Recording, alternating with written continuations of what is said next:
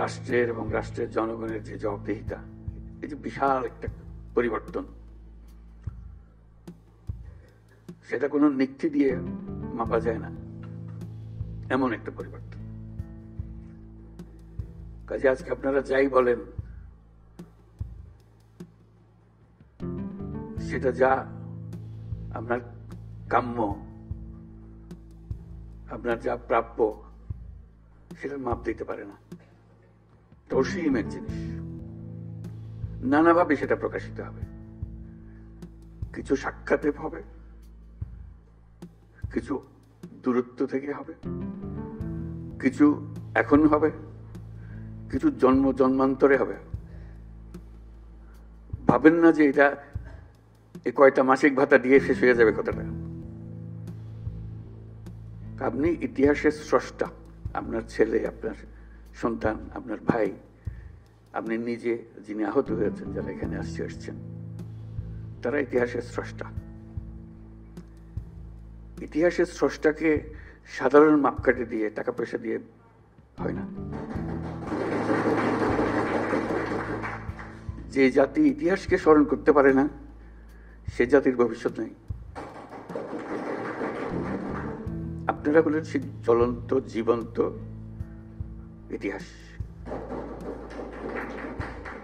কাজে জাতির পক্ষ থেকে আজকে আবার সুযোগ পেয়েছে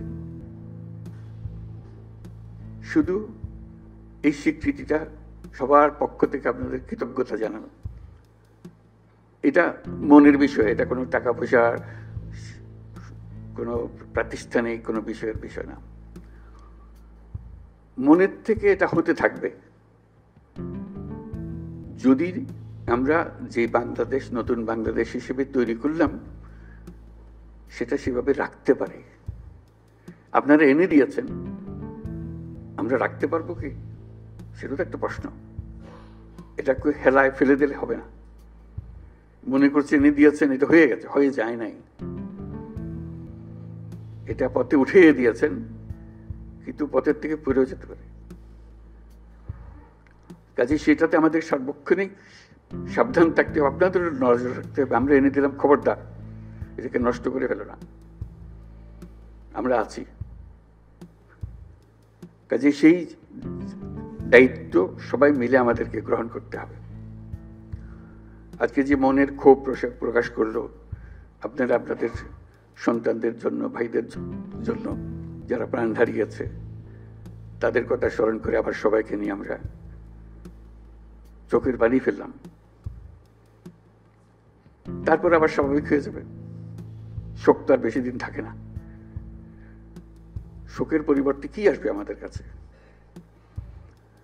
সেটা আমরা চেষ্টা করে যাচ্ছি সরকারের পক্ষ থেকে। এখানে দুটো বিষয়, একটা হলো প্রাতিষ্ঠানিক বিষয়, প্রাতিষ্ঠানিকভাবে কি আয়োজন, আরেকটা হলো যে ব্যক্তিগতভাবে কি আয়োজন, ব্যক্তির সঙ্গে কি আয়োজন, কিভাবে আমরা সংযোগগুলো স্থাপন করে দিয়ে যাব, সেটা করা। আজকে একটা গুরুত্বপূর্ণ দিন প্রাতিষ্ঠানিক দিক থেকে, যদিও আমাদের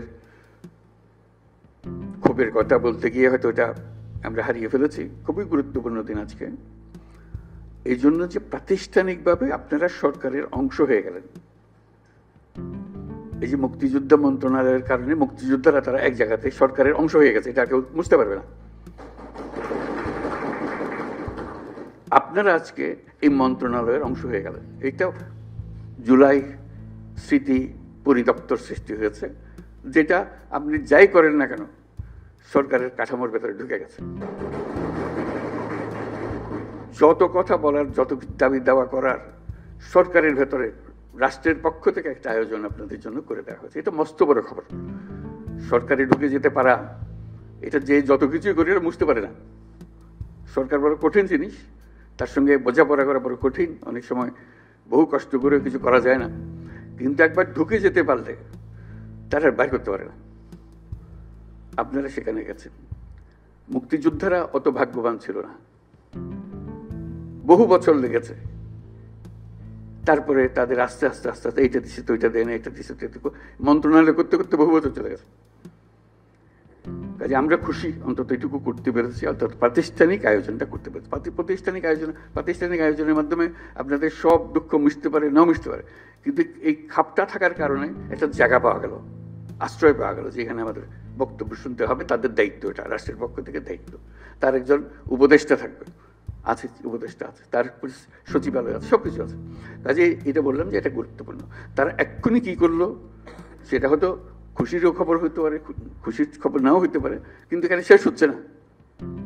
এটা বরাবরই চলতে থাকবে এবং সুযোগ থাকবে দাবি করার দিক। আপনাদের এটা এখনো করা হয়নি, এটা উবে যাবে না, চলে যাবে না, অদৃশ্য হয়ে যাবে না, সবসময় দৃশ্যমান থাকবে। তাকে একটা খতিয়ান নিয়ে আসতে হবে, সবসময় সামনে হাজির করতে হবে। কাজে সেটা উপলক্ষে আমরা আজকে বসলাম সবার সঙ্গে। দুঃখের সীমা নেই এবং সেটা এখনই সমাপ্ত হবে না। আমরা কিভাবে ধাপে ধাপে করতে পারবো সেটাই হলো বিষয়। তবে রাষ্ট্র আনুষ্ঠানিকভাবে, আমি শব্দটার উপরে জোর দিচ্ছি, আনুষ্ঠানিকভাবে প্রাতিষ্ঠানিকভাবে আপনাদের দায়িত্ব গ্রহণ করলো। একদিন সেই দায়িত্ব গ্রহণ করে নাই, আমরা মুখে মুখে কথাবার্তা বলতেছিলাম, ব্যক্তি হিসেবে কথা বলতেছিলাম, আজকে সেটা গ্রহণ করলো। কাজেই সেটার থেকে আমরা ধাপে ধাপে কিভাবে আসবো সেটা ঠিক করা। কদ্দূর এলাম, কদ্দূর যেতে হবে, এই কথাটা। কাজে এই আলোচনা আমাদের ভালো হলো, সবার সঙ্গে আজকে দেখা হলো। এটা নিয়ে একটা বিষয় ক্ষোভের মধ্যে আসে যায়, দুঃখের মধ্যে, শোকের মধ্যে এসে যায়। আমরা আর আপনারা, এই দুটো শব্দ, আমরা এবং আপনারা, এই দুভাবে যদি আমরা কথা বলি, এটা ভবিষ্যতের জন্য ভালো হবে না। আমরা এক, আমরাও আপনাদের কারণে, আপনাদের যে ত্যাগ, সবার, আপনাদের ভাই এবং আপনাদের সন্তানদের এবং যারা আহত হয়েছে তাদের বিনিময়ে আমরা আপনার এক হয়ে গেছি। আমরা সেই উপলক্ষে এসেছি।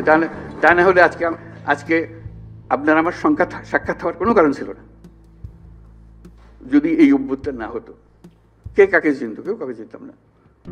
আপনিও বাংলাদেশের একজন নাগরিক, আমিও বাংলাদেশের একজন নাগরিক, এইভাবেই থেকে যেতাম। আজকে আপনাদের কারণে আমাদেরকে এক হয়ে যেতে হয়েছে, একসঙ্গে আসতে হয়েছে, আপনাদের নিয়ে বসতে হচ্ছে। আপনাদের যে অবদান, সেটার কিভাবে আমরা অংশীদার হতে পারি সেটাকে স্বীকৃতি দেওয়ার জন্য চিন্তা করতে হচ্ছে এবং পদক্ষেপ নিতে হচ্ছে। আজকে যদি আমরা আর আপনারা হয়ে যাই, তাহলে এই নতুন বাংলাদেশ আর হবে না।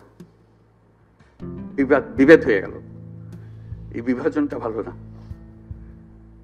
কারণ তোমরা বলার সময় বলেছো যে আমাদের এখানে স্বৈরাচারী সরকারের লোক বসে আছে, আমাকে এই করছে। তারা চলে যায় নাই,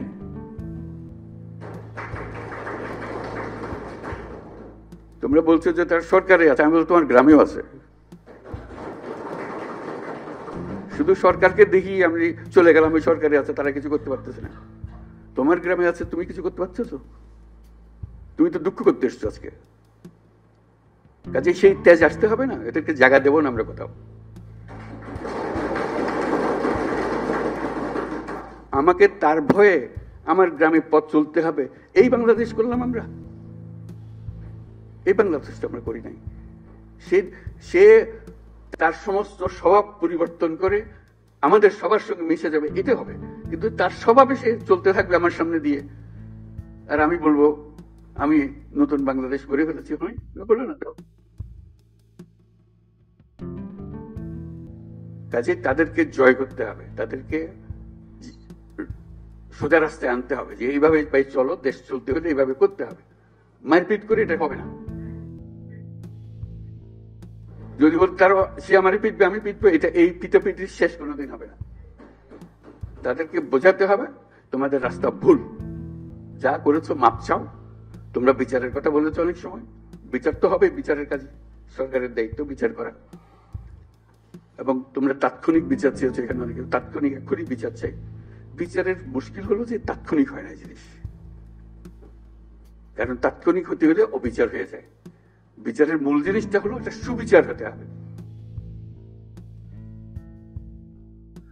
বিচারের কাজ চলতে থাকুক, যারা অপরাধী, যাকে সাক্ষ্য প্রমাণ আছে, তারা পুলিশের হাতে সুপর্দ করে দাও, বিচারের হাতে তুলে দাও, সে প্রক্রিয়া চলতে থাকবে। তুমি তুলে দেবে তাকে, যথেষ্ট সাক্ষ্য প্রমাণ সহ অবিচার যেন না হয়। আমরা অবিচারের বিরুদ্ধে দাঁড়িয়েছিলাম বলেই আজকে এই সংগ্রাম হয়েছে, এই আত্মত্যাগ হয়েছে। আর আমরা যদি অবিচারে নেমে যাই তাহলে তাদের আর আমাদের তফাৎ হলো কি? আমরা অবিচারে নামবো না। আমরা যাদের অপরাধী তাদেরকে পুলিশের হাতে, আইনের হাতে সোপর্দ করব, আর যারা অপরাধী নয়, যে পুলিশের হাতে দেওয়ার মতো নেই, তাদেরকে মানুষ করব যে ভাই এই দেশ আমরা একসঙ্গে করি, যেই দেশের স্বপ্ন আমরা দেখতেছি, তোমরাই স্বপ্ন দেখে। তো এই দেশ আমার একার না, তোমার ওই দেশ। তোমাকে আমরা দেশ থেকে বাইর করার কথা বলতেছি না। তুমি এই দেশের সন্তান, আমি ওই দেশের সন্তান। তুমি আমার বহু কষ্ট দিছো, আমি তোমার কষ্ট দেবো না। আমরা একযোগে যত তাড়াতাড়ি পারি এটা একটা সুন্দর দেশ বানাবো। এই করতে আসতে হবে তো আমাদেরকে, বোঝাপড়াতে আসতে হবে। সেই বোঝাপড়াটা তোমাদের থেকে শুরু হতে হবে। সরকারি পর্যায়ে বোঝাপড়া হয় না। কাজেই সেই জিনিসটা দেখো, যারা অপরাধী তাদের অবশ্যই বিচার করতে হবে, যারা অপরাধী নয় তাদেরকে সৎ পথে নিয়ে আসতে হবে আমাদেরকে, এই দেশে থাকার জন্য, একত্রে থাকার জন্য। এবং সেখানে ওদের কথা বলতেছি, তারা আমাদের উপরে 16 বছর ধরে অত্যাচার করে, অত্যাচারের কোনো সীমা নেই। সেটা আমাকে বলতে হবে না, আপনারা আমার থেকে বহুগুলো বেশি ভালো জানেন। কথা হলো যে আমরা আজকে যারা বসে আছি তাদের মধ্যেও যেন আবার আপনারা আর আমরা আলাদা হয়ে না যাই, যে অভিযোগ করতে থাকি। অনেকে বলেছে অভিযোগ করতেছি, কিন্তু আমরা এক। মনের দুঃখের কথাটা বলছি, সেটা অবশ্যই বলবো, দুঃখের কথা বলবো, বুঝাবো, কিন্তু বিভেদটা, দূরত্বটা যেন সৃষ্টি না হয়। এটা একজনকে থাকতে হবে, একসঙ্গে থাকতে হবে সারা দেশের জন্য। আজকে এটা খুবই জরুরি। সম্প্রতি যেসব ঘটনা ঘটলো তোমাদের চোখের সামনে হলো, এটা একবার না, আরো সামনে আরো বহু রকমের ঘটনা ঘটবে। কারণ ওরা তো ছাড়তেছে না তাদের, যে তাদেরকে তাড়িয়ে দিয়েছ, তারা বলতেছে আমরা সহজে মেনে নেব না। তারা সহজে মেনে নেবে না, আমরা তাদের সহজ মানাতে হবে আমাদেরকে। এই জায়গা থেকে সরে গেলে হবে না। তোমরা একবার জয় করে পুরো বাংলাদেশ নতুন বাংলাদেশ করে ফেলেছ। এই নতুন বাংলাদেশের ভেতরে যারা গন্ডগোলের সৃষ্টি করতে পারে তাদেরও নিশ্চিন্ত করবো আমরা। তাদেরকে দলে বেরিয়ে ফেলবো, নিজেদের মধ্যে নিয়ে আসবো, আর তা না হলে আইনের কাছে সুপর্দ করে দেবো। এটা ছাড়া আমাদের কোনো গতি নেই। তাহলে আমরা নতুন বাংলাদেশ তাড়াতাড়ি গড়ে তুলতে পারবো। এটার জন্য আমরা পারি। আজকে কথাগুলো খুব মনোযোগ দিয়ে শুনলাম। এগুলোকে কি করতে পারি, এটার জন্য আমরা সবাই বসবো আবার আলোচনার জন্য। আলোচনা করলেই যে সমাধান হয়ে যাবে তা না। এগুলো সরকারের তরফ থেকে যে সমস্ত কাজ,